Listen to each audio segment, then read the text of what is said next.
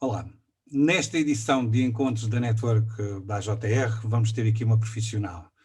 É uma mulher licenciada em Psicologia pelo ISPA em 2004, portanto já lá vão alguns aninhos, já não é uma criança, certificada em Programação Neurolinguística, mestranda no ISCTE, ela depois poderá dizer melhor o que é que está a fazer nesse âmbito, participante no Mindfulness Based Stress Reduction pela Universidade de Massachusetts Medical School, 16 anos de experiência nas áreas de formação, onde a conheci, com uma atividade muito intensa, diretora de formação entre 2010 e 2015 numa multinacional, enfim, um percurso fantástico de uma excelente profissional.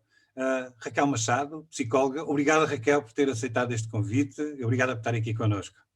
Obrigada eu, José, pelo convite e pela oportunidade, no fundo, de termos aqui uma conversa bastante simpática sobre um tema que eu adoro. Muito bem, ainda bem. Eu propositadamente não toquei na questão do mindfulness, que foi uma questão que partilhámos e que tivemos alguns projetos comuns, mas gostava de começar diríamos assim, pelo princípio. E hoje em dia, vivendo a realidade das nossas organizações, de uma parte importante das organizações, quais é que, na sua opinião, são os maiores desafios que as empresas podem estar a atravessar ao nível dos recursos humanos? Bom, essa é uma excelente pergunta, porque de facto, José, acho que já todos nós temos consciência dos grandes desafios que estamos a atravessar, não só do ponto de vista da pandemia propriamente dito e também todas as consequências que isso traz ao nível económico, mas os grandes desafios, nomeadamente ao nível dos recursos humanos, é de facto conseguir fazer com que as empresas possam contar com a saúde mental dos seus colaboradores que estão sujeitos a níveis de pressão brutais e, portanto, o síndrome do burnout está a ser constantemente e mais frequente ainda. Portanto, esse é um dos grandes desafios, as pessoas não vão perder capacidades, mas a noção de as poderem utilizar para dar resposta aos desafios são claramente maiores, não é? Portanto, sob um maior esforço. E esses são talvez os pontos mais importantes que nos convidam a pensar o que é que nós podemos fazer pelas nossas pessoas. Não estando a querer segmentar, mas estando-me a lembrar de casos concretos do meu dia-a-dia, da minha relação na consultoria, com muitas organizações, isto sente-se muito ao nível dos gestores da gestão topo, da gestão de equipas, ou mais ao nível dos colaboradores sem responsabilidades de gestão, se quiséssemos pôr assim. Tem alguma segmentação? Tem alguma perspectiva a esse nível? Parece-lhe que facto, sim. De facto, existem duas características que nós necessitamos ter em consideração. De uma forma global, ela está a ser, no fundo, transversal, ou seja, independentemente do nível de senioridade, de responsabilidade, e, portanto, sejam eles decisores de topo, sejam eles de middle management ou mesmo colaboradores executantes, no fundo, em determinadas tarefas, o desafio é transversal. Claro. O que acontece é que depois existem algumas características que vão muito para além de questões psicológicas, de personalidade, têm muitas das vezes a ver as alternativas que cada um de nós depois encontra para fazer face a esses desafios e, portanto, aí acaba por muitas das vezes ficar um bocadinho dependente da consciência que cada colaborador, independentemente da responsabilidade na organização tenha, para encontrar essas alternativas. O gestor normalmente puxa para si a responsabilidade da sua performance e da performance da sua equipa e, portanto, isso agrava, intensifica-se e não é por acaso que algumas das medidas que vamos falar começam exatamente pelos CEOs. Ora bem, e esse é um ponto importante. Fala-se muito, diríamos, até se deveria falar mais de mindfulness. Já se disse muito disparate à volta do mindfulness, temos a oportunidade de clarificar, afinal de contas, o que é o mindfulness? Excelente pergunta e vou tentar ser o mais objetiva possível. Se nós formos à gênese da palavra, não é pertinente, mas do que é que consiste, é tão simplesmente como nós termos atenção plena ao momento presente. E o momento presente que nós vivemos é talvez o maior desafio, porque nós nunca estamos no momento presente. Ou estamos a pensar nas decisões que tomámos no passado, até pode ter sido há meia dúzia de horas, ou como é que correu a reunião anterior, ou já estamos a preparar a próxima e como é que vamos conduzir aquele negócio, ou pensar na estratégia para o lançamento de um determinado produto. Portanto, na verdade, se nós utilizássemos uma linha temporal, nós estaríamos no passado e no futuro e raramente estamos no presente. Porquê? Porque também temos o nosso cérebro a nosso favor, nesse sentido, com mais de 90% das nossas tarefas já estão quase no automatismo. E, portanto, quanto mais experiência temos, mais desafios também temos nesse sentido, que é, de facto, recuperarmos o nosso poder de ganhar consciência do que é que está a acontecer agora. Portanto, atenção plena é, no fundo, isso, é a capacidade que nós temos de trabalhar um processo cognitivo como a atenção, que nos é tão fundamental para o desempenho das nossas funções, independentemente de ser a nível organizacional ou pessoal. Fez-me lembrar agora um ensaio, uma entrevista que vi de um filósofo português, não vou mencionar, e que dizia que o passado não interessa, o passado já lá vai, e o presente também já não interessa, porque o presente está a acabar, eu estou a acabar de falar e o presente acabou. Portanto, eu estou a viver sempre no futuro. E isto ao mesmo tempo contradiz, e cria-me aqui assim uma dúvida que é, uma das grandes dúvidas e um fator gerador de ansiedade, se me permite, para muitos desta gente com que eu lido no meu dia-a-dia, é o amanhã. O que é que vai acontecer amanhã? Como é que eu vou resolver os problemas amanhã? Isto num clima de muita incerteza, que sabe tão bem como eu que estamos a viver, e que tem depois um resultado e que provoca profunda ansiedade, mal-estar, etc. Há formas de resolvermos isto, de atenuarmos, eu não digo resolver de uma forma definitiva, mas de atenuar isto numa organização. E quando estou a falar numa organização, estou a falar das pessoas, obviamente, que compõem a organização. Há forma, de facto, e isso pressupõe que nós, para nos prepararmos para amanhã, nós temos que começar no hoje. E é exatamente essa a premissa, então, da questão do mindfulness. O que é que hoje, neste preciso momento, está ao meu alcance para eu preparar melhor o amanhã? Há aqui um ponto que eu acho que é fundamental nós distinguirmos, porque, na verdade, a pandemia agudizou esta questão da ansiedade, de excesso de futuro nas nossas cabeças, mas que tem a ver com, naturalmente, o ser humano é composto por emoções primárias, nomeadamente o medo, e esse é legítimo, que é o risco que nós corremos em função a más decisões, à quebra do negócio, a como é que vamos ser avaliados, etc. E é legítimo porque nos ajuda a proteger e a utilizar os nossos recursos para nos adaptar, para nos desenvolvermos e para, no fundo, tomarmos decisões. Mas o medo é focado no agora, é um risco iminente agora. A ansiedade é diferente. É, de facto, quando este medo extrapolou para uma prospeção, e normalmente uma prospeção muito negativa, do que vai acontecer no futuro. E, portanto, isso ativa, muitas das vezes, os nossos recursos para cenários de ameaça e que compromete os nossos processos cognitivos. Esta é que é a grande questão, porque processos como o julgamento, a tomada de decisão, inclusive a própria ponderação de um conjunto de fatores que me ajudam a preparar melhor o futuro, ficam comprometidos a partir do momento em que eu vivo constantemente num síndrome de ameaça, não é? E, portanto, o mindfulness acaba por ser uma estratégia de nós podermos, de alguma forma, tornar mais robusto novamente os nossos processos cognitivos, e depois, do ponto de vista cerebral, tem um conjunto de alterações interessantes,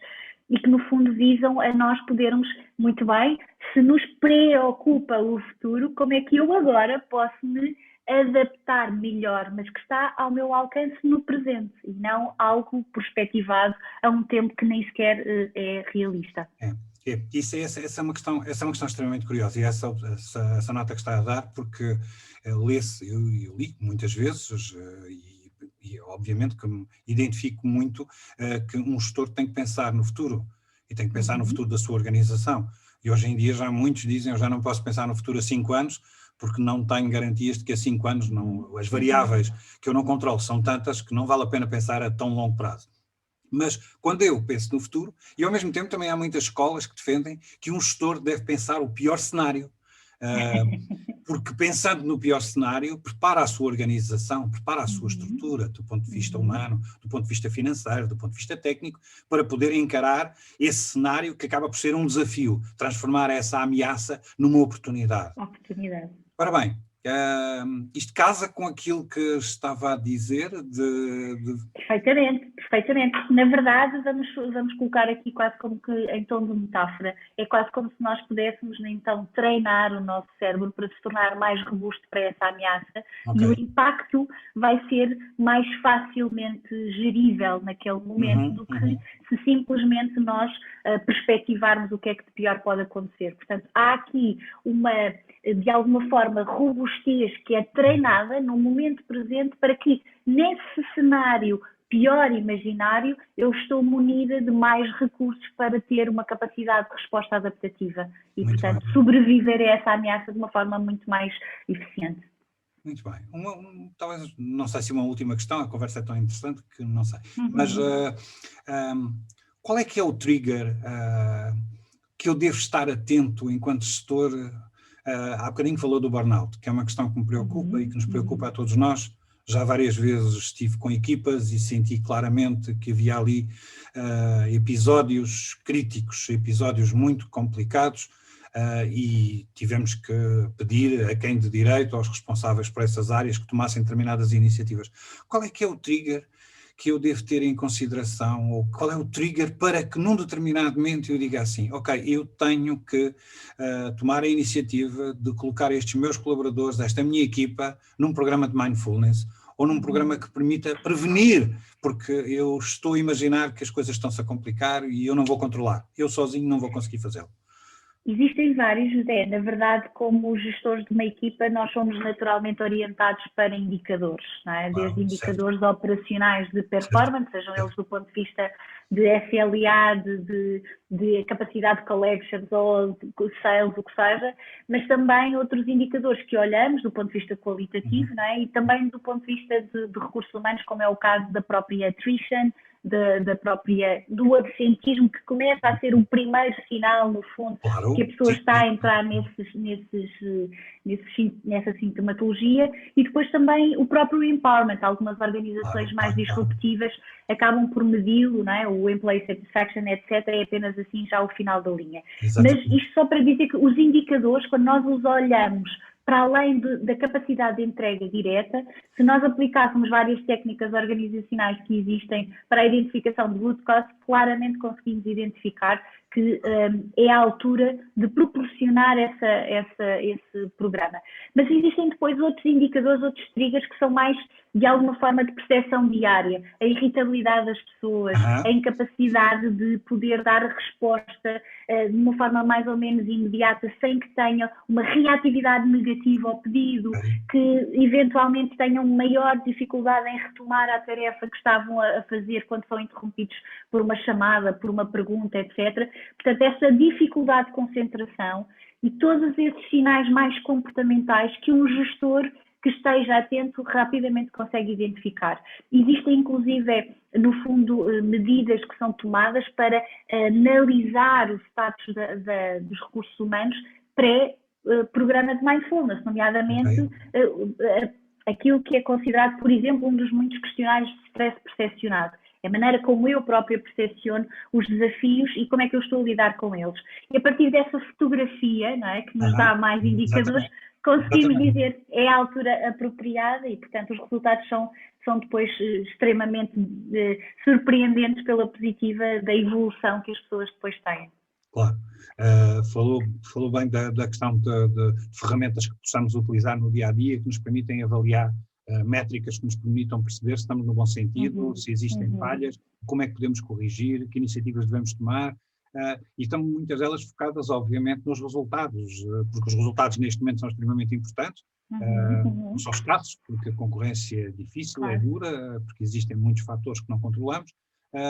Faz sentido introduzir essas ferramentas novas? Essas ferramentas implicam um know-how específico, não para que um colaborador, um responsável de recursos humanos ou um gestor de uma determinada equipa possa perceber como é que podíamos tomar uma iniciativa de chegar a uma organização e fazer uma proposta dessa natureza?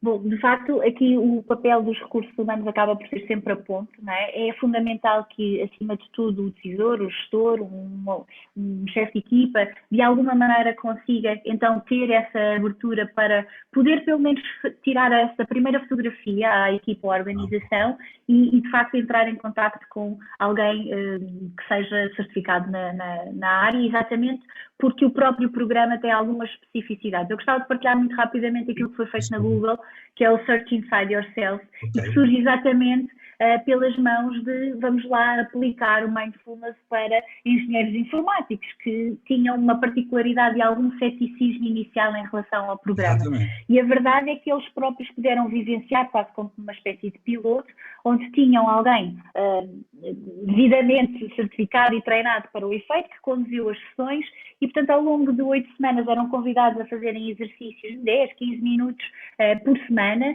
e depois poderem replicar naturalmente e ao final das 8 semanas, então, apreciarem essa evolução. E, portanto, a organização que esteja aberta para este tipo de iniciativas é claramente, em primeiro lugar, uma organização que só por si já está a mostrar aos seus colaboradores que se preocupa com eles e que lhes quer de alguma forma facultar ferramentas para em conjunto lidarem com as adversidades que são globais.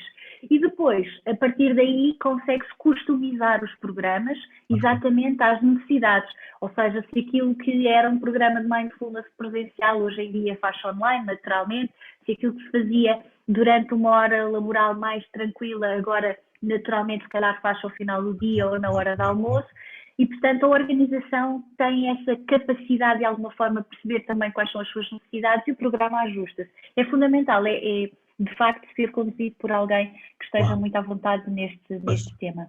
Pois, não tenho dúvidas, até porque tenho visto muitos erros a serem cometidos por profissionais não habilitados, não neste caso concreto, mas noutras técnicas, noutras metodologias, noutras ferramentas que foram surgindo ao longo dos anos.